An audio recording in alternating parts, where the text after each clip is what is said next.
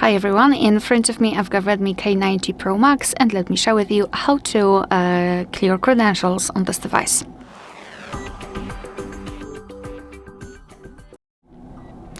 So let's start with opening the settings, and here we have to scroll down to find security and privacy.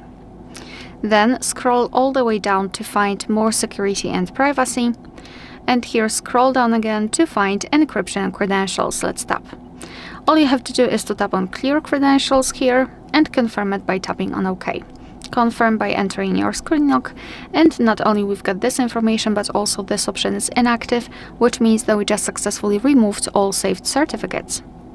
Alright, so that will be all. Thank you so much for watching. Please hit the subscribe button and leave the thumbs up.